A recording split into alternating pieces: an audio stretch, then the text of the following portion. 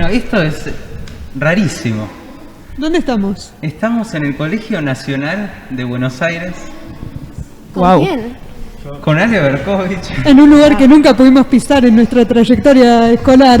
¿Ese era el invitado? Pensé que... No, está bien. No, con vos es otro día. Ok. No, Ale, Pasanos gracias por venir. tu disponibilidad. Buenas tardes. Yo tampoco había podido pisar este lugar en toda mi trayectoria, ¿eh? No, la verdad que no. ¿Alguna toma? Sí, había entrado en alguna toma, toma, capaz sí. sí. Pero no al baño de la sala de profesores. Buenísimo. Es muy lindo. Sí, lo acabo de conocer. Muchas gracias, chicos, Hay por anarquía eso. en el colegio, entonces. Sí, Es sí. el único baño que me dicen acá de la UBA que tiene jabón. Papel. Y probablemente, tenemos que comprobar, capaz algún profesor nos puede dejar en los comentarios, ¿había jabón antes de la pandemia?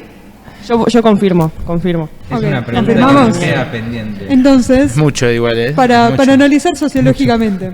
Sí, total. Ahora lo que queremos saber primero que nada es ¿hace cuánto no venís? Mirá, yo egresé en el 99 de quinto. Y de hecho dimos la última vuelta olímpica. Después si quieren les cuento de eso. Sí, después contanos más. Pero después de eso vine a buscar trámites, papeles, supongo que el analítico. título, el analítico. Y después volví a venir una sola vez a votar en una elección de claustro de graduados. Que no sé por quién voté, por alguien que me pidió votar a algo. Y nada, fue eso. Hará 5 o 6 años. Entonces es un momento muy especial en el que volvemos al lugar que tenemos un vínculo muy fuerte y también de odio al mismo tiempo. Sí, sí. La gran simultaneidad de amor y odio. ¿Qué Sí. sentimientos tenés con el Nacional? No, yo tengo muy buenos sentimientos. Yo estoy muy feliz de estar acá, porque además mis amigos son mis amigos del colegio. Cuando egresás, me asumo que se profundiza el amor por el colegio, ya no tanto el odio por el profesor que te puso 5 pruebas seguidas. Sí, yo no tenía esa relación, ese problema, digamos. Lo surfeaba como parte de la... ¿Las tragas? Sí, un poco sí. Bueno, de hecho, en la Vuelta Olímpica nos dejaron libres a 85. ¿En serio? Sí, nos quedamos libres 85, que dimos la vuelta. ¿Y vos fuiste el que rindió todas? Y yo fui el que rindí todas. Felicidades. Sí, Bueno, el que rindí todas en diciembre. Sí. Después hubo otros que en marzo terminaron de rendir las 13 materias y otros que las tuvieron previas durante todo el año siguiente y otros que las tuvieron varios años. Y Pero... los oyentes que capaz no conocen, ¿qué hicieron en la vuelta Claro, olímpica? tengo mucha curiosidad, porque han saltado cerdos, han metido autos, pero ¿qué hicieron en Pitito. esta Lo de Pará, los tiene una cerdos terminó en tu peculiaridad. año. No, Tiene una peculiaridad. era un pitito. No, la de los cerdos ya era mitológico en la época en que nosotros cursábamos. Creo que fue algo que ocurrió en los 80 y en los primeros años de la democracia. Para festejar. Claro, que lanzaron unos chanchos vivos, Sí.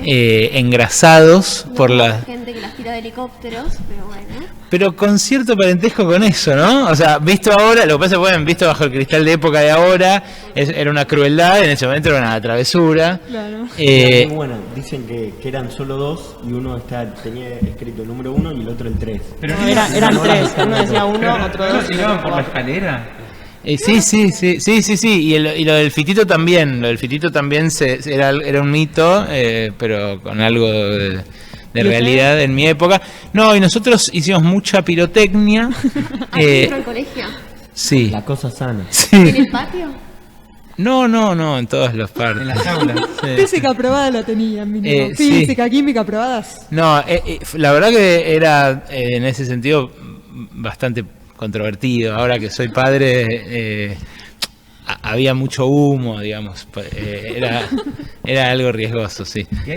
¿Y hay alguna cagada muy grande que recuerdes que haya sido? No, así caca nadie hizo, literal. No. Ok. No, en sentido figurado. Son seres humanos. ¿entendés? Siguen siendo personas a pesar de ser estudiantes. No, pero tuvo mucho disfraz nuestra vuelta olímpica, mucha témpera. Pensá que en el 99 había, bueno, la convertibilidad todavía no estaba tan herida de muerte y había cierta, no te digo abundancia, pero bueno, pudimos comprar cosas. Entonces, Eso es lo que me recuerda a mi madre siempre. Acordate que yo fui a concierto porque tenía el 1 a 1. Buena sí, suerte. sí. Claro, entonces me acuerdo, por ejemplo, hicimos algo que fue muy groso, que era a las 8, creo que a las 8:33, que estallaba la vuelta olímpica. Entonces pusimos despertadores en todas las aulas, atrás del pizarrón que sube y baja, pusimos despertadores todos a las 8:33 en todas las aulas. Entonces cuando sonaron las 8:33, que ahora no me acuerdo si era esa hora exacta u otra, sonó un despertador en todas las aulas. Claro. Y nadie entendía qué pasaba. Porque nadie está avisado de cuándo era la vuelta olímpica. No, claro. Porque si no, claramente iba el señor rector se paraba en la puerta y Claro. no iba a pasar a nadie. De hecho, Un día de colegio. sí, fue un 13 de julio porque nosotros nos adelantamos, Sanguinetti, que era el rector de ese momento. Entonces, pero nosotros lo que hicimos fue decir, bueno, nos adelantamos para no la damos en noviembre como se daba siempre. Nos adelantamos y la damos en julio, porque no nos va a dejar libres a todos todo el año en julio. Lo hicimos y nos dejó libres a todos los que... Tipo de Parece que no promesa. era joda. Claro, Igual- como un poco leccionador, pero a la vez, como efectivamente se le desestabilizó la institución por tener medio turno libre, entonces dispuso un nuevo estatus que era de libre regular. Entonces, como muerto vivo, ¿viste? Entonces, nosotros podíamos seguir viniendo a las clases hasta el fin de año, pero estábamos libres. Y rendías Claro. todo libre. Y rendías todo libre. Claro. Entonces, pero a la vez cursábamos con otros que no estaban libres, porque no habían dado la vuelta o porque, bueno, estaban con amonestaciones Pero ¿cómo sabían eso? O sea, ¿cómo controlaban quién daba la vuelta y quién no? y bueno, el que había dado el presente esa mañana estaba como supuesto, salvo que fuera al departamento de alumnos a dar como testimonio de que estaba ahí, que no estaba dando la vuelta, se presuponía que estaba dando la vuelta. Claro. Y bueno, no es algo de lo que me enorgullezca hoy, pero... Un poco así, un poco así. Un poco sí. Un poco de envidia te tenemos, convengamos. No, lo que quiero decir es, fue un acto de rebeldía, porque fue eso, fue a la vez una tradición que nosotros no quisimos dejar caer y que quisimos que de algún modo la maten, no estuvimos dispuestos a dejarla morir sola, y a la vez fue una boludez, una pendejada, digamos, porque fue peligroso, porque es cierto, ponía en riesgo patrimonio público. Pero, perdón, hablo desde la ignorancia porque mi mamá me contó más de una vez lo de la vuelta olímpica y los chanchos. Sí. Pero, ¿qué se hacía en la vuelta olímpica? Bueno, es un momento de desborde total, como los carnavales, digamos. Un momento. Y No es un- sé si puede decirlo sin que nos desmoneticen el video. No, es una rebeldía, un momento en el cual tomábamos el control del colegio y las autoridades no podían hacer nada aunque estuvieran en contra. Mucha Especie de toma. Una especie de toma, pero con exposición de conocimientos químicos. Siempre. Una toma con Básicos. estilo. sí, y sin contenido político, Pero, porque o sea, eran políticas las vueltas en el sentido de esto, de la subversión de la autoridad y de Después de la de vuelta la a la organización y después de la vuelta de la democracia y todo, pero las tomas siempre tenían una reivindicación detrás, sea gremial, estudiantil, o sea política más grosa, como hubo tomas en 2001, que eran tomas de Sí, de sobre nada. la política nacional. Claro. ¿Y cómo era militar en el 2001? Y más siendo vos militabas primero que nada. No, yo acá en el Buenos Aires y en el SEMBA no militaba. Yo empecé a militar inmediatamente después, en el 2000, cuando empecé a hacer el CBC en Puan, que ahí hice el CBC, yo en ese momento quería estudiar las dos cosas, economista y politólogo. Entonces hice el CBC completo de politólogo en simultáneo y después hice el primer año de ciencia política, que bueno, tenía buenas materias ahí, después ya se ponía más técnico y ahí elegí, pues ya estaba laburando. Pero en ese primer año, en ese CBC, fue cuando empecé a averiguar dónde podía militar. Con la Fui forma. a reuniones del PTS en Clave Roja en ese momento Sigues en en Puan. Clave Roja. Sí, y fui a reuniones del PRS, que era el partido donde militaba Beto Pianelli, del subte, que ahora es kirchnerista, pero en ese momento era trotskista este partido. Y después terminé conociendo a los que finalmente me convencieron del socialismo revolucionario, que era un desprendimiento del MAS, que se El llamaba peronista. Liga Socialista Revolucionaria. Y después de eso, nosotros, bueno, el 2001 yo militaba ahí, entonces lo vivimos desde ahí, digamos. Pero a la vez en ese 2001 le juntamos las firmas a Zamora para que fuera diputado, para que fuera candidato a diputado, que fue esa elección en la que Zamora saca casi 20% acá en la ciudad, que fue un bombazo, porque Zamora arma Autodeterminación y Libertad en ese año, y la relación que tenía del MAS era con el líder de la LSR, que era el lugar donde militaba yo. O sea, 2001 fue tal erupción de política por todas partes y de participación, que donde te agarrara empezabas a hacer más cosas. Bueno, nada, yo en ese momento estaba en esa fracción del trotskismo, pero al toque empecé a militar en la Asamblea Popular en mi barrio, al toque empezó la agrupación en económicas. Entonces era, bueno, navegar la política porque ocurría a tu alrededor. Sí, o sea, desolación de la política partidaria y que eso lo intente reemplazar una política más directa, más de que sucedía en los barrios. Sí, pero asambleas populares organizadas más horizontalmente. Pero que estaba cruzada también por los partidos y que estaba nutrida por los partidos, porque yo les agradezco a mis lecturas de Lenin, de Trotsky y las primeras de Marx incluso a los partidos, o sea, a estos encuentros. Sí, quizá desolación de los dos partidos más grandes para el momento. Claro, Sí, claro. No, es que usted... para el momento era un bipartidismo. Pero casi. es que ustedes piensen que para mí, que tengo 20 años más que ustedes, o un poco más, el peronismo y el radicalismo eran Menem y de la Rúa. Sí. O sea, era... Censuramos el primero en la edición. Pero no tenías un Juan Grabois. No tenías mucha era salida. impensable ser peronista, o sea, no había existido el kirchnerismo. El kirchnerismo reconcilió a la juventud y a la militancia con el peronismo y a la vez con el Estado, a la vez con el Poder Ejecutivo. O sea, nosotros todo lo que fuera gobierno era una mierda y era algo que nadie discutía. O sea, no es que podía venir un compañero de acá o en una asamblea, claustro central, que yo, y uno decir...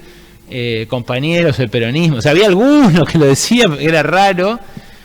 Estaba el Cuervo en el frente de lucha, que... Sí, él gana en el 96, ¿no? Claro, cuando nosotros entramos al Vos primer entraste año, atrás. y yo entré en el 95. Ellos, el Cuervo estaba en quinto año, ellos tienen todos 5 o 6 años más que yo. Digo, Sí, el Cuervo, no, Axel, no. Recalde, todos ellos. Y ellos, el Cuervo fue presidente del centro en estos años que decís vos, 95, Sí, en 96. el 95, 96 Pero- creo que Sí. gana el Cuervo. Pero era expresión de un frente de lucha que incluía al PO, que incluía a Claro, la sí, Eran izquierda. sectores varios. Después fue Riesnik, presidente. Claro, de ningún modo. Que también vino al podcast, Andrés. Ah, sí. Vino al podcast. Qué bueno. ¿Cómo te llevas con el kirchnerismo? Ahora. Actualmente. O sea, ¿te consideras peronista? No, para nada. Para nada. No, ¿Cómo te para nada. identificás? ¿Y el kirchnerismo no te acercó ni un poco al peronismo o pensás que sí? Bueno, sí, me hizo repensarlo, recalcular las coordenadas de todo, claro, como a todo el mundo me parece. De hecho, Ángela, mi mujer, es kirchnerista y casi todos mis amigos lo son. Bueno, muchos de mis amigos, no casi todos, pero muchos de mis amigos lo son. Y nada, a mí me interpeló, por supuesto, como una fuerza que bueno, que cambió un montón de cosas, pero que cambió también la relación entre los jóvenes y la política, y yo fui joven durante todo el kirchnerismo, pero nunca me sentí parte, ni nunca tampoco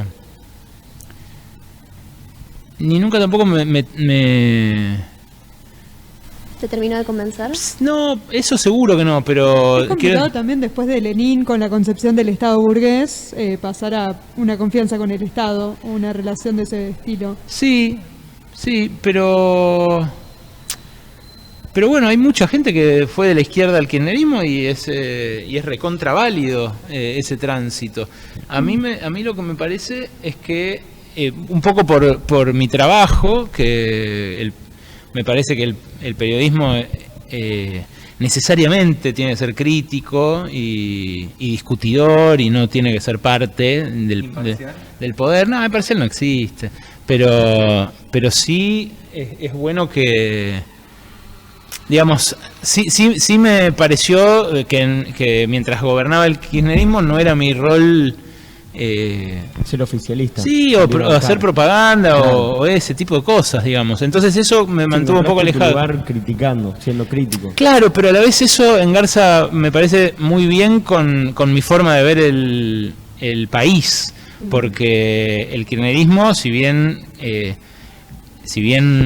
revirtió aspectos de la desigualdad y de la injusticia que venían del menemismo y en la crisis de 2001-2002, no transformó estructuralmente el país. Y ese es, en todo caso, con los años que le tocó navegar, años de mucha bonanza, esa quizás sea su mayor falencia. ¿Y con el oficialismo? ¿Con el oficialismo cómo te sentís ideológicamente? ¿Con Alberto Fernández? Sí, con Alberto Fernández.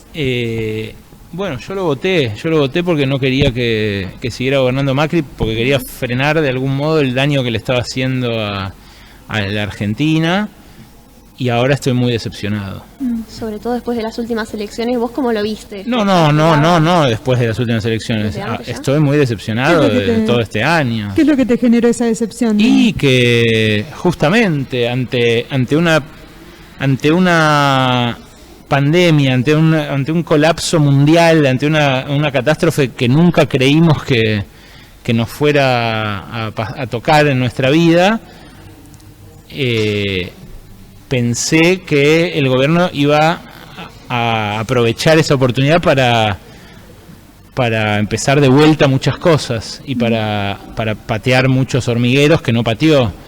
Y además estuve presente ahora con un acceso a las decisiones, a la cocina de las decisiones, mucho más fluido, digamos, un acceso muy directo, porque tengo fuentes, hablo con los ministros todo el tiempo y hablo con el presidente y claro, nada, y hay, digamos, ejerzo de algún modo una crítica desde los medios masivos y desde el mainstream, ¿no? Desde lo masivo, vi esos recules muy de cerca. Claro, sí. y los sufrí y me decepcionaron muchísimo. Y vi también desplegarse una política económica muy conservadora, un ajuste inexplicable este año para congraciarse con un fondo monetario que es una bota sobre nuestra cabeza y al cual también pensé que este gobierno le iba a plantar bandera de manera mucho más tajante. ¿Por o en contra del pago de la deuda, entonces? Bueno, es una entelequia porque esta deuda no se puede pagar, es imposible. Sí, claro, pero además es una estafa. Obvio que no hay que pagar la deuda, pero además es una estafa y fue un instrumento político de dominación que dejó Macri de manera muy evidente y en connivencia con poderes extranjeros, con las potencias imperialistas que manejan el Fondo Monetario, de manera muy evidente también. Entonces, verlo ahora desde un supuesto pragmatismo de que no se puede romper, de que sería una catástrofe romper con el Fondo Monetario, bueno, es una catástrofe no romper con el Fondo Monetario ya hoy. Sí, quizás después de esta primera mitad te hace pensar de si no era quizás ese camino que parecía tan de crisis, ¿no? El de romper con el Fondo Monetario, que parecía tan delirante, si realmente se podía llegar a estar peor. Bueno, sí, o sea, te hace dudar, eso es cierto, la duda está. Bueno, lo que pasa es que además yo estudié muy de cerca también el caso de Grecia. Claro, sí. Porque viajé ahí, porque hice un documental sobre el fondo con las experiencias de Grecia y de Portugal. Que me gustaría que vieran, si no vieron Fondo. Se los dejamos en recomendados en la descripción a los oyentes. Sí, yo lo iba a ir a presentar a Estados Unidos y a Europa el año pasado y estalló la pandemia. Y Bueno, entonces me pero quedé acá y lo subí a YouTube. Te Ahí. conseguimos una mejor estrategia de marketing acá en Oligarcas de la Nada. Sí. No, pero fue la semana antes, o sea, iba a ir en abril. No, qué Por mala lo menos no te suerte. quedaste, Sí, sí, por lo menos no te quedaste ahí. No, claro, eso habría sido peor. Sí, eras de esos varados en Sí. TikTok. Sí, eso era peor. Pero con esto que decías, tal vez de la decepción con el gobierno, me gustaría preguntarte si crees que tal vez ahora vaya a haber un punto de inflexión con este cambio de gabinete que vos en tu último programa de Brotes Verdes decías que era un giro a la derecha más o menos, pero por varias cosas. Sí. ¿Es necesario ese giro a la derecha ahora en el gobierno? Bueno, a mí me parece que no, pero evidentemente al gobierno le pareció que sí, y además hay una lectura que está intentando imponer el poder económico, que es que la sociedad giró a la derecha. Yo creo que eso es mentira, pero que nos lo están haciendo creer, y que si nos lo terminan de hacer creer, bueno, va a ocurrir, porque es una profecía autocumplida. ¿No crees que sobre- el voto es, o cómo resultaron las elecciones, no crees que eso puede mostrar un giro a la derecha? Bueno, expresa el crecimiento de sectores de ultraderecha, sí, como Milei, como Expert. Incluso el debilitamiento del oficialismo que no es que no se presentaba al menos como de derecha, que no se presenta. No, claro, y que yo tampoco definiría Sí, como sí. de derecha en general. Digo, el nuevo gabinete obviamente implica un giro, y bueno, porque está Aníbal Fernández en seguridad, que es el Aníbal Fernández De la masacre. Claro, el de Julio López, que se había ido a tomar el té, Darío Maxi. el de Darío Maxi, que era La muerte de piqueteros. una policía, claro.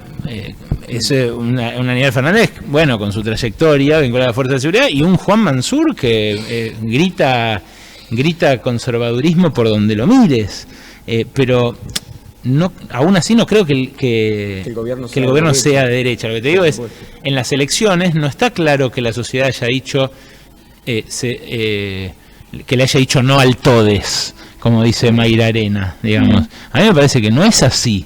Y aparte tampoco a nivel nacional el recrudecimiento de la derecha, de la ultraderecha de Milei fue fuerte, pero no fueron tercera fuerza. No, la tercera fuerza fue la fue el Frente izquierda. Izquierda. Claro, por eso En digo. Jujuy, un recolector de basura sacó más del 23%. Sí, claro, por eso digo, con ese tipo de elecciones del FIT en Mendoza, en Jujuy, en Salta, Río en la Negro, provincia de Buenos Neuquén. Aires, en el sur, en Neuquén, en Río Negro, pero también con la cantidad de gente que no fue a votar y que antes había votado al peronismo, yo creo que no se puede decir tan livianamente que las PASO fueron un giro a la derecha, para nada. Porque hubo expresiones de derecha, pero lo que hubo es una expresión de hartazgo con tanto un gobierno que a muchos les generó mucha expectativa, pero a la vez también con el desastre que hizo el gobierno anterior. Una O sea, desilusión Sí. con los partidos más de régimen en sí. y bueno, es una lectura, pero lo que digo es, una lectura es esa, otra lectura puede ser hartazgo con el bipartidismo. Hay múltiples lecturas, pero lo que nos están tratando de imponer es una lectura única, que además resulta muy conveniente a determinados intereses económicos. Sí. ¿Vos pensás que se puede remontar estos resultados de las PASO con este nuevo gabinete y con las medidas que están sacando? Y no Para mí no sé. es perder con dignidad en noviembre o tal vez llegar a ganar por poco. ¿Vos Para el pensás que es peronismo posible? no existe perder con dignidad. La verdad que no lo sé, no quiero hacer futurología. Yo he visto casos de elecciones que se revirtieron así, tanto a nivel provincial como a nivel nacional. De hecho, a Macri, tanto en 2017 Esteban Bullrich la da vuelta, después de perder con Cristina, la da vuelta y gana por 7 puntos. En 2019 Macri remonta mucho también. Pero no la compararía con este caso porque además después de las PASO también sobrevino la crisis política interna del Frente de Todos, con lo cual tampoco sabemos cómo va a terminar eso. Me parece más interesante que pensar cómo le va a ir al gobierno, que pensemos nosotros, alguien de 40 años que quiere que sus hijos vivan en Argentina y que además quiere que morirse acá, y ustedes que también espero que se quieran quedar acá, que pensemos de qué manera nos deshacemos de algo que es muy difícil de deshacer, que es un condicionamiento de 45.000 millones de dólares. Lo de Macri fue una trampa para 3 generaciones. Entonces a mí lo que me interesa es poder discutir cómo salimos de esa y cómo salimos también de la trampa que propone el nuevo individualismo ultraconservador, que es desarmemos todas las redes de solidaridad que tiene Argentina y que la diferencian del resto de Latinoamérica. Sí, retomando un poco lo que decías del artículo de Mayra Arena, que ella plantea que las políticas económicas no están, como que las políticas sociales más de la ley del aborto, de la ley por el DNI de los no binarios y la ley de cupo laboral travesti trans, no alcanzan con las políticas económicas. Yo vi que le hiciste una crítica en tu último programa, pero ¿querés profundizar un poco más sobre eso? O sea, ¿vos pensás que el oficialismo nacional ahora sí alcanza con políticas más sociales, humanitarias, pero no llega con las económicas? ¿O cómo ves eso? Es que yo no las contrapondría para nada. Esto lo hablo mucho con Ángela siempre, porque ella a veces me hace ver cosas que los varones no vemos. En serio, que nos cuesta ver y que bueno, solamente siendo parte de un colectivo, en este caso mayoritario, como las mujeres, pero agredido por el patriarcado permanentemente, lo ves. La verdad que el día siguiente a la derrota en las PASO, yo cuando lo vi a Alberto Fernández con Gómez Alcorta inaugurar una casa de la diversidad en un barrio, y dije, che, esto no sé si es lo mejor, no sé si es lo que le faltó y lo que pide la gente. Porque da la sensación de esto, de derechos de tercera generación, como bueno, para gente con otros problemas resueltos. Pero ella lo que me decía es las que son más castigadas por la violencia de género son las mujeres pobres, y esas casas no son de promoción de la diversidad porque sí, son lugares donde se refugian las chicas golpeadas o violadas o maltratadas.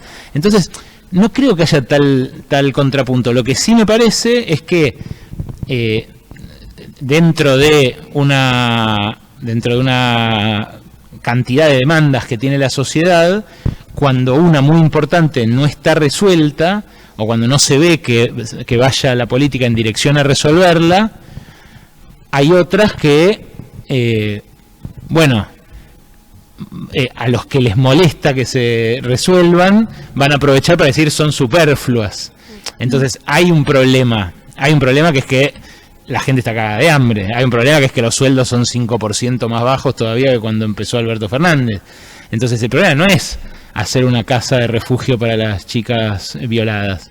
El problema es que eso se hace más vulnerable a la crítica cuando lo económico no está ni siquiera en vía de resolverse. Pero no está mal que sea, o sea, esa crítica es una crítica muy falaz, porque no es que es lo uno o lo otro.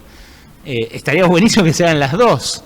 El problema es que, este gobierno, para avanzar con la solución a los problemas materiales, tenía que afectar intereses que no quiso afectar. No quiso expropiar Vicentín, no se quiso pelear con los principales empresarios de la Argentina. Igual los Vicentín y los Galperín y los Pablo Roca, igual lo tratan como un enemigo. Entonces, yo leía una lectura que es que el gobierno, si bien tiene sus giros a la derecha no lo ve como su gobierno, sigue sin verlo y nunca lo va a ver. Nunca lo va a ver. Claro, por eso digo, entonces, ¿de qué sirve querer congraciarse si igual vas a ser un enemigo, igual te van a torpedear, igual van a hacer todo lo posible porque desaparezcas y porque vuelvan los verdaderos personeros del poder? Y bueno, por si fallaban las dos opciones, está Milei creciendo con fuerte apoyo de ciertos grupos económicos. Pero en la ciudad, yo creo que es importante eso también, porque la gente toma esta derechización como y toma los datos que salieron en la ciudad de Buenos Aires, pero en realidad nacionalmente no funcionó tan así como. ¿Pero arrasó eso? ¿En dónde arrasó el PRO? No, acá no. Arrasó, pero digo. No, conservó su caudal, tuvo menos votos en cantidad que en 2019. Pero la verdad, me parece que todos acá nos esperamos mucho más de quedándonos al toro. Eso me sorprendió un montón cuando vi los resultados. Y porque cae bien, Yo tampoco. porque cae bien, porque es buen tipo. Tal vez Eh, sorprendió no, que bueno. Milei tuviera tantos votos porque empezó siendo un meme en Twitter, algo así, y ahora se puede leer como una amenaza. ¿Acá lo votaron? ¿Compañeros suyos que votan acá en Quintonio lo votaron? yo tengo un compañero que que lo presentes, creo. ¿Todos los aquí presentes votaron? Sí. A Milei no, pero sí. No, pero ¿tienen compañeros de acá? Y si Milei Pero no, sí. Está muy presente incluso en un colegio que uno creería que tenemos como más una ideología de izquierda, incluso peronista. Sí. ¿Cómo nos Estuvo muy definiría presente. No. Yo también vi mucha gente Milei le prendería fuego, igual que al Banco Central prendería fuego a este colegio. Si es el Estado, hay que pagar impuestos para que exista esto. Por eso me llama la atención que alguien que Por antipolítica. Pero Claro. aparte ya había hablado de sacar los aranceles a la educación. Sí, sí, Ya se claro. había Sí, hablado pero de yo, por privatizar. ejemplo, este compañero que lo votó fue, como dice el tono, muy de la antipolítica. Fue como, Sí. no me banco más el kirchnerismo ni a Juntos por el Cambio, bueno, Claro. busco otra alternativa. Bueno, esa es la lectura que hago yo también de ese voto. Por eso yo no creo que haya 300.000 fascistas o No. nazis en la ciudad de Buenos Aires. Es que Me, hay que ver me también. preocuparía mucho. Es que lo que pasó con Milei es que se presentó como antisistema. Claro. Entonces ahí hay que Claro. cuestionarse quiénes son los verdaderos antisistema. Bueno, claro. Sí, totalmente es el sistema bajo mi lectura. Milei Sí, sí. es el sistema y lo más rancio del sistema. Pero hay que ver cuál es la alternativa antisistema. Claro. Bueno, pero por eso les pregunto si hay acá, porque Sí, hay en todos también, lados. también hay muchos chicos que votaron a Milei medio como un consumo irónico, como que lo miran como un youtuber. Ahí va, Pero acá no creo. Pero acá... Eso es cierto, ¿no? No sé si existe ese voto. O sea, yo he tenido compañeros que, es un tipo que es de mi agrado porque es entretenido. Sí. Porque me Es entretiene, una porque risa. es un show. Y la verdad es que no es el voto que sería, pero lo entiendo. Pero hay- Cuando estás rodeado de tanta gente que supuestamente te debería representar y no sentís eso, no sentís agrado, ni siquiera vas por el tipo que entretiene, que parece... con esto que decís, Tono, me gustaría también preguntarte sobre... Porque en Twitter salió mucha gente diciendo, ven, no hay que darle más aire a Milei, no hay que consumirlo más irónicamente porque lo único que hacemos es que crezca su figura. Entonces, ¿crees que podríamos atribuirle al crecimiento de su imagen quizás el aire que tenga? Bueno, es una discusión que nosotros nos damos todo el tiempo, que nosotros nos la planteamos porque es posible que sí, que le termines potenciando la imagen, incluso criticándolo. Que no exista mala propaganda. Pero claro, lo que pasa es que, bueno, a la vez ya la gran proyección se la dan los medios, la tele, en donde no es que voy a tener decisión yo por tuitear o no tuitear, digamos. Yo lo que decidí es que voy a hablar todo lo que, sobre todo para desnudar este carácter, el carácter de servil a lo más concentrado de la élite económica. Sí. El otro día veía a un diputado español que decía a los trabajadores, les hablaba a los trabajadores que votaron Vox, que Vox es como el Milei de allá, es la ultraderecha. Ultraderecha. No era Íñigo Rejón, era otro de, no sé Un si poco de más Podemos. franquista era imposible, pero bueno. Decía, bueno, si vos sos un laburante y un trabajador y votaste a Vox, votaste en contra de la jornada de 6 horas, votaste en contra de la ley de derechos para las personas trans, Despidos. votaste en contra de del sostenimiento de las jubilaciones, votaste a favor de eso, o sea, me parece que esa es la discusión que hay que dar con un tipo que se presenta como rebelde, pero que es rebelde ante los débiles y canchero y agresivo con los débiles y servicial ante los patrones, igual que Babi Echecopar, digamos. ¿Sí puedo decir? Sí. A mí Babi Echecopar la vez pasada me insultó y no se animó siquiera, me insultó porque yo le pregunté a Daniel Vila, que es el dueño de América, que lo entrevisté cuando se compró Edenor, le preguntaba cosas de economía y entre ellas le pregunté, ¿por qué tiene es una decisión suya tener alguien que ejerce la violencia simbólica como la ejerce todas las noches alguien en su canal? ¿Es una decisión suya tenerlo? Y él me dijo, no, se hizo el boludo, básicamente. Y cuando Echecopar se dio cuenta que yo aludí a él, me insultó en la televisión, lo cual yo no respondí, le respondió mi títere. Tipo forro de mierda, yo no soy un violento. Claro, algo así. Algo así. Después partió un par de micrófonos. Pero ¿entendés? No se animó siquiera a hablar de su patrón. Dijo el maestro, le decía el maestro, de tan chupamedias que son, porque son tipos. Que le den más plata, por decir el maestro, ¿no? Para creer que él tiene dignidad todavía. Pero es importante que ustedes lo vean eso, porque hay muchas figuras así que lucen rebeldes y que en realidad son de lo más conservadoras y retrógradas y agresivas con la humanidad que, bueno, me imagino que se ve, con un poco de prestar atención se ve. Se Sí. nota.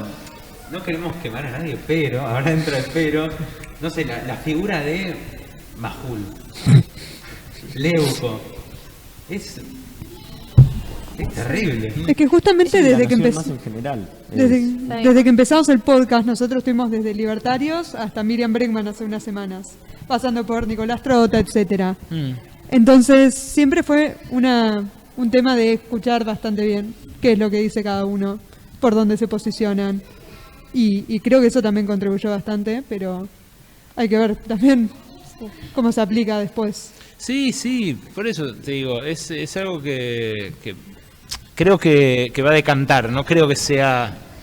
Es algo con patas cortas, decir. y que por lo menos va a decantar bien claro qué son. Sí. No creo que avancemos hacia la conformación de un polo de ultraderecha, así, o ultraconservador muy gravitante. Y ojo que eso es lo que dicen abiertamente. Pero ¿no crees que se van a sostener institucionalmente? Que ahora Milei probablemente, seguramente tenga una banca y consiga 2, 3, 4 bancas. ¿Crees que cuando ya arranque a meterse él mismo en... No, es mucho menos impacto público el que tiene un diputado en una banca que el que tiene un tipo que está todas las noches en los paneles de discusión de la tele. Justamente o sea, la lo que proyección que tuvo Milei fue todas las noches. No por Sí. su proyección, sino porque su idea de anti-Estado choque con que él va a tener que trabajar en el Estado. ¿Entendés? Pero ya había pasado, había trabajado para Bussi en el Pero eso Estado. era más Gonzalo privado, del cuando él Estado. tenga que salir a defender una ley y decir todos los políticos son un desastre y él va a ser un político. Claro, ahí claro. se le cae tanto. Ahora en el Estado, en aeropuertos, Por sí, su- puede sí. ser. Y bueno, no es el Estado, pero es un contratista, es un Sí, concesionario no del como Estado. político, Sí. si querés, Pero- con un cargo. No, Sí. igual eso es una crítica medio... Es como decir que alguien de izquierda no puede trabajar en una empresa privada. O sea, bueno. Yayu te la está tirando de que sos un moralista en la política. Pero lo que él dice, pero no es lo mismo porque, por ejemplo, yo que quisiera que vivamos en un régimen productivo más democrático que el capitalismo, trabajo en empresas privadas, capitalistas, y me parece que la contradicción de Milei es, digamos, él no dice vamos a transformar la sociedad de esta manera o de esta otra. Él hace incitaciones tan violentas a te voy a Gritando. aplastar en silla de ruedas, digamos, tan tajante, que me parece es peor la contradicción con trabajar en un contratista del Estado. O sea, él dice el Estado te mata, el Estado te chupa la sangre. Porque él hace más énfasis o quizás habla más de... Y me parece que es, claro, es una... O sea, Sus ideas no tienen por qué, o sea, coincidimos en eso, en que él no tiene que ser del todo consecuente con sus acciones de su vida privada, en el sentido de, che, si lo que le da plata para vivir y trabajar y demás es el Estado, él puede ser crítico del Estado aún así. claro, pero él no plantea una crítica del Estado. Él dice que te roba y en realidad, bueno, lo que hace un concesionario del Estado es administrar un servicio por orden y concesión del Estado, o sea, Y encima en ese discurso miente, porque sabemos que los impuestos, la mayor parte de los impuestos viene del IVA y ningún multimillonario paga IVA. sí, Sin meternos en evasión de impuestos. claro, o lo pagan en menor medida. Bueno, igual es para pensar, qué sé yo, no es lo peor que tiene que trabaje en Aeropuertos 2000. Esas son el tipo de cosas de que no deberían estar en el foco de la discusión intentando refutar a Milei, ¿no?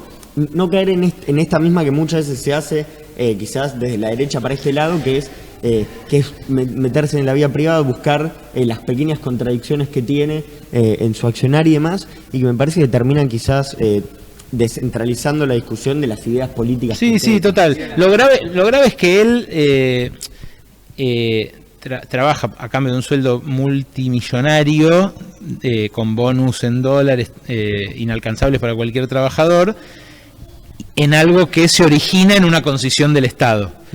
O sea, no es que trabaja normalmente en una empresa capitalista. Trabaja en algo que genera millones porque el Estado le garantiza un monopolio y a partir de ahí cobra de vuelta un salario muy elevado. Pero bueno, de vuelta hay cosas peores. Pero también ¿Quién consiguió una banca? De trabajar en el Estado, o sea, Sí. ya eso en sí. Pero sí, ya Oiga, lo ha pasado pero igualmente. eso más que una contradicción, o sea, a ver, no es que me gustaría, pero me interesaría ver si es que presenta proyectos. ¿Qué proyectos puede presentar alguien que su discurso, que la base de su discurso es justamente en contra de la idea de presentar proyectos? Claro. Claro, Es en contra. No, Sí, ya dijeron que iban a pedir pedir reforma laboral, reforma tributaria, reforma previsional. Ya hay reforma previsional, es una nueva porque todavía parece que los viejos de vez en cuando alguna pastillita está de más aparentemente, pero vienen con un plan de reformas que van a arrasar con todo. Pero es interesante porque ¿cómo va a defender eso? O sea, ¿cómo va a defender que vota a favor de eso? Discursivamente es complicadísimo. De la misma para forma participar que- de un espacio que vos querés destruir. No te digo que no lo va a hacer, digo que es complicado. Lo va a hacer de la Ah. misma forma que justificó su campaña política, diciendo que él se metía en la política para acabar con la política. Claro, va a seguir cayendo en Algo así va a ser. contradicciones. Va a ver cómo la va a salvar. Pero también hubo un montón de personajes que surgieron, como por ejemplo Cintia Fernández, son distintos modelos que vienen a banalizar la política y después a ocupar cargos públicos. ¿A vos te parece que esto también puede ayudar a sectores de ultraderecha o sectores del discurso antipolítico? No, me parece que es parte de la misma crisis de representación de la que hablábamos al principio. Me parece que justamente la búsqueda de expresiones distintas lo que expresa es la crisis de lo que hasta ahora parecía lo central. Y lo central es el peronismo y el macrismo, o sea, el kirchnerismo y el macrismo, que son las dos narrativas que surgieron de 2001. De aquel estallido de 2001, lo que primero surge es el kirchnerismo, bueno, como subproducto de la búsqueda de reinstitucionalización que hace el peronismo con Duhalde. Pero inmediatamente, al toque, a los 3 años, surge el macrismo como fuerza vecinal y empieza a proyectarse como una referencia nacional de lo que antes era el radicalismo y que estaba abajo de la cama porque su presidente había matado 37 personas en un día y además se había ido en helicóptero. Entonces eso, que dio vergüenza durante muchos años, empezó a referenciarse en Macri, cuando Macri dejó atrás esa vergüenza, porque empezó a gestionar una ciudad que metió un par de hits publicitarios, dejó atrás lo que él llamó también de manera muy efectiva el ladriprogresismo, que el ladriprogresismo eran los últimos que hicieron estaciones de subte. Las últimas que inauguró Macri fueron las que se iniciaron en la era del ladriprogresismo, y sin embargo él instaló una narrativa muy eficaz de que los progresistas eran ladris y que ellos, el eficientismo pro, era una masa. Y lo instaló y lo pudo mostrar porque el Metrobús, que al principio era atacado por el progresismo, al final salió bien y funcionó bien. Y bueno, el Paseo del Bajo ya fue, se sobregiró, digamos, porque se fumó 300 millones de dólares en una trinchera de poronga. ¿Cuántas baldosas habrá tenido el Claro. Paseo de Bajo? Por eso, pero lo que te quiero decir es cómo se proyecta Macri desde la ciudad hasta el resto del país. Y bueno, bicisenda, Metrobús, algunos espacios verdes que al principio hizo, las inundaciones que dejaron de haber por las obras hidráulicas que hizo. Entonces, con eso, con muy poco, construyó una narrativa nacional. Y ahora sigue con la reta. Y ahora sigue con la reta, claro. Pero todo parte del mismo estallido, porque en 2001 le dijimos basta a una alternancia. Que se vayan todos. Claro, le dijimos que se vayan todos a una alternancia que Que ahora Volvemos no a- sé si volvimos igual porque hay algo de que el radicalismo y el peronismo en esos años tenían muchas más similitudes en términos de proyecto, ¿no? De proyecto económico. Hay un gran error que como oposición el radicalismo no plantea un distinto proyecto económico, ¿no? Mantiene la convertibilidad. Y en cambio acá, en este nuevo bipartismo que se estuvo dando todos estos años entre el macrismo y el kirchnerismo, sin duda hay una diferencia de proyectos. Bueno, lo que pasa es que el clivaje que se estableció con Menem fue la corrupción o la no corrupción. Claro. Y ahí también influyeron mucho los medios. Fíjense cómo también moldeando la época, los medios no hacían ver en ese momento como lo peor del menemismo la privatización de las empresas de servicios públicos, el hiperdesempleo, el Como endeudamiento. factor común podemos poner a Cavallo, que desde el menemismo, pasando por De la Rúa hasta felicitar a Alberto Fernández, siempre estuvo presente ahí de fondo. Sí, pero yo no llegaría hasta decir que hay un parentesco económico entre Alberto Fernández o el peronismo con Cavallo. Sí. Porque en este momento, precisamente, que Cavallo felicite a López Murphy y que felicite a Macri todas las veces que lo hizo y a sus ministros, da cuenta de que hay una tensión, si querés, intersectores de la burguesía, en la cual Cavallo juega como un símbolo muy definido, que es un símbolo de la apertura comercial, la revaluación del peso, o sea, la política económica de Macri. Sí, también admirado por Milei, Cavallo, profundamente. También admirado por Milei, obvio, pero digo, no lo sumo a Alberto Fernández a eso, más allá de que Alberto Fernández ha sido candidato de Cavallo en los primeros 2000 y en los 90 también, pero en 20 años cambió su rol y hoy no es lo mismo. O sea, quiero ser muy cuidadoso en esto. Cuando digo que entraron en crisis las dos narrativas que surgieron de 2001, que son el kirchnerismo y Cambiemos, o el macrismo, o la nueva derecha, que de nueva tiene poco, ¿no? Porque los vimos gobernar y gobernaron muy parecido a las viejas derechas, pero lo que entró en crisis es el carácter de novedoso que tuvieron ellos durante estos 20 años. Y ahora lo novedoso son estos se presentan como lo novedoso estos extremismos de ultraconservadores, y también ahí se ve el renacimiento de una izquierda que como si se hubiera interrumpido en 2001 o en 2003 y se hubiera mantenido del lado del kirchnerismo más. Claro, muy a la sombra del kirchnerismo y muy sin poder dialogar con la base kirchnerista, porque la izquierda también hay que hacer una autocrítica en esto. Sin unidad. No sobre la unidad, no pudo hablarle a los kirchneristas. Cuando les habla a los kirchneristas, les habla con una hostilidad que hace imposible un diálogo político o constructivo o un acercamiento. Sí, yo en eso que también no hay una intención de acercamiento con el peronismo entre la izquierda. No hay una intención. Creo que no. Bueno, claro, por eso, ese es el problema, claro. Eso para mí es un problema, porque si la izquierda se regodea en su 5% habitual, o ahora en su 10% si llega a sacarlo, 7 sacó a nivel nacional, o si se regodea en haber sacado 23 con Vilca en Jujuy, y medio que se resigna a lo marginal. A mí me gustaría... Sí, ahí entra también en base los debates del trotskismo en sí y la reforma o revolución del sistema, pero creo que sinceramente, ideológicamente no hay oportunidad de unidad entre el peronismo y la izquierda. No se está planteando una unión, pero tal vez ceder y llegar a una conciliación, como no llegar a Lo un veo frente imposible, así, sinceramente. pero... O sea, también por los pactos en la legislatura que profundamente hay una diferencia ahí, creo. Sí, pero yo no hablo de alianza electoral ni institucional. Hablo de capacidad de diálogo y de llegada. Porque justamente un problema que tuvo históricamente la izquierda es hablar difícil, pero cuando apareció una identidad que interpeló masivamente a los jóvenes, como el kirchnerismo, tuvo la oportunidad ahí de hablarle a un montón de pibes que se interesaban por la política de repente, y que antes no, Claro, y que ahora de vuelta no. Ahí también el salto de la izquierda también fue con la conformación del Frente de Izquierda, cierta unidad que se fue ampliando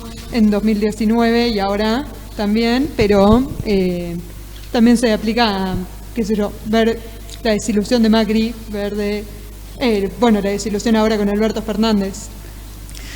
Sí, yo quisiera estar tan ilusionado como vos con la izquierda, pero no, la verdad que no lo estoy. Los veo y además veo Son pocos los que están más ilusionados que ella. Sí. Veo mucha, te soy franco, veo mucha mezquindad y mucho egoísmo, pero... mucha autoproclamación, especialmente en el FIT, con perdón de los compañeros que simpaticen, especialmente en el FIT Unidad, veo una autoproclamación y una superioridad, un aire de superioridad respecto a expresiones de la izquierda, a las que también le fue muy bien, como acá en la ciudad Zamora este año, o como a su manera a la tendencia del pedo también, que me parece que no amerita. O sea, Dicen que representan más de lo que en claro, realidad si fueran representan. Podemos, bueno, vemos, pero... Y ahora, Ale, con esto, ya para ir cerrando, así podemos recorrer el colegio, porque ahora lo ven a él solo, pero está toda la familia, vamos a recorrer el colegio. Sí. Mencionaste a Zamora, 2017, Cristina. Entonces, antes de que llegaras, se nos vino el momento ese ahí en radio con vos, con la negra Bernasi Sí. y Cristina. Cuando ella te preguntó si vos en serio creías que votando a Zamora incomodabas al poder. No, ella ahí me ¿No- dijo no te preguntó eso? a la izquierda, a la izquierda. Ah, votando Porque a la izquierda. ella me No, le habías preguntó, dicho que votaste a Zamora. sí, pero ella me preguntó si era del Partido Obrero. De hecho, lo ponemos siempre, de hecho le ponemos siempre el audio al aire en mi programa, que dice, ¿vos sos del Partido Obrero, Berkovich? En la entrada, ¿no? Sí. Bueno, les voy a contar todo ese episodio, pero me sirve esto que me dicen para que charlemos también sobre la potencia de la imagen y del video y del recorte, sobre todo. Sí. Porque vos sabés que eso es todavía el día de hoy que me lo mandan los kirchneristas para chicanearme.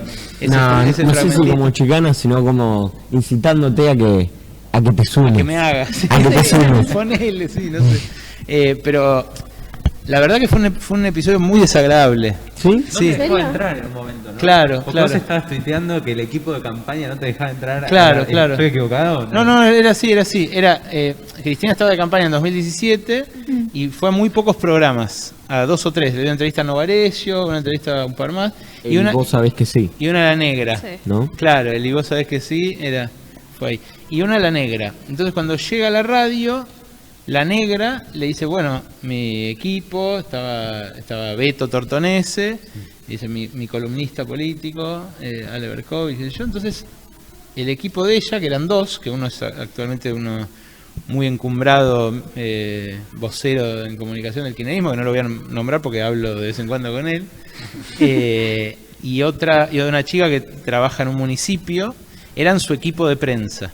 Entonces ellos me bloquean la entrada, no me dejan entrar al estudio, y ellos pretendían que la entrevista fuera en el tono jocoso de la negra, como Sí. Cristina cagándose de la risa con la negra y nada más.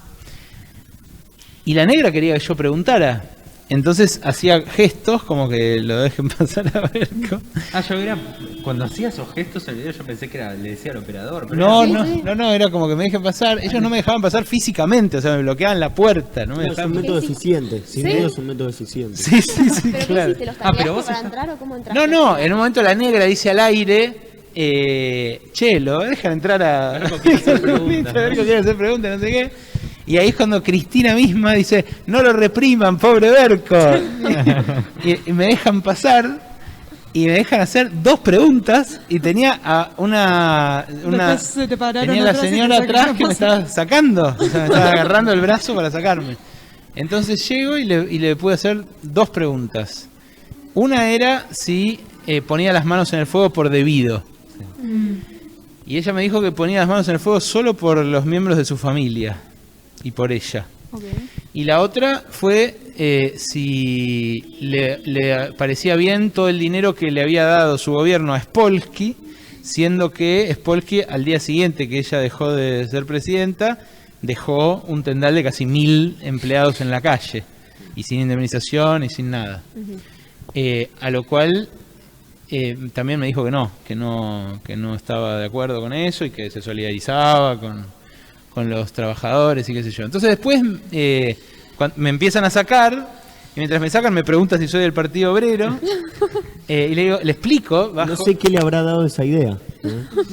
bajo y ahí, bueno, después vista 1.000.000 de veces la escena, me doy cuenta de todos los errores que cometí yo y qué hábil que es ella, que por algo fue 2 veces Sí. presidenta de la nación y ahora es vicepresidenta y puso un presidente. O sea, Ahora todo. claro. Ahora sabe. El Pero- largo del cable no fue suficiente para contestarle mientras te sacaba. Claro, me di cuenta que cuando ya me estaban sacando, ella me intenta anularme como interlocutor y me dice, ¿vos sos del Partido Obrero? Como para ahí, ante esa identificación, ponerme en un margen, ¿no? En un lugar de chotés. Y entonces yo le digo, no soy del Partido Obrero, me agacho para explicarle, ahí cometo el primer error porque aparezco agachado, entonces visualmente todas las fotos que me mandan ahora son de yo hincándome ante su señoría, digamos. Entonces ahí cometo el primer error, me agacho, bajo. ¿Fue realmente un error o...? Al micrófono, sumiso. Y entonces bajo, le digo, mire, yo no soy del Partido Obrero, yo voté a Zamora. Y ahí cometo el segundo error, porque el periodista no tiene importancia, no tenía importancia yo en ese momento, la importancia, yo hacía las preguntas, digamos.